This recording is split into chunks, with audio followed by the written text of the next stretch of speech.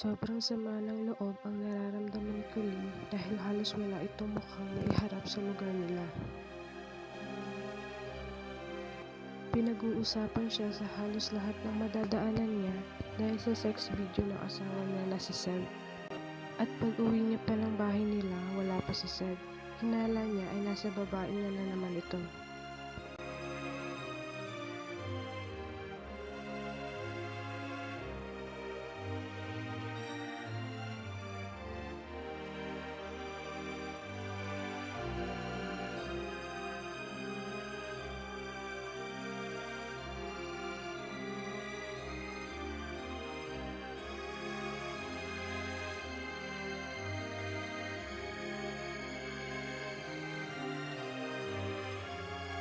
Hindi na kinaya ni Colleen ang bigat na nararamdaman niya.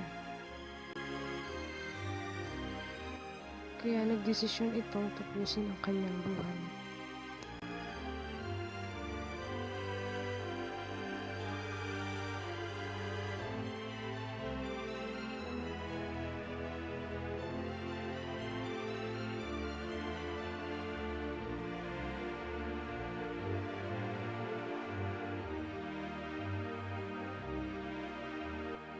Bago magpakamatay, hindi alam ni Colleen na nakakulong itong si Seb.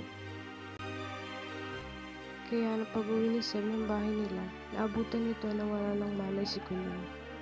Si Cherry naman ay kinumusta nito kay Dave kung hiwalay na ba sila Colleen at Seb. Nagulat ito nang sabihin ni Dave na wala na si Colleen. Samantalang si Paco ay pinaimbestigahan nito kung sino ang nagpakalat ng sex video dahil isa din ito sa naging dahilan kung bakit nagpakamatay si Colleen. Pero hindi niya alam na si Cherry ang may gawa nito. Si Seb ay naghihinagpis dahil nadamay din siya sa galit ni Cherry. Gayong hindi naman talaga siya sang-ayon na ilihim kay Cherry ang ginawa ng pamilya nila sa magulang niya.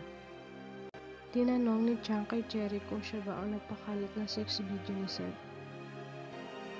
Marami ang nagalit kay Cherry nang nalaman nila ang ginawa nito.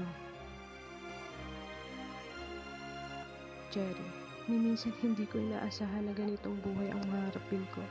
Sana masaya na lang tayo katulad dati.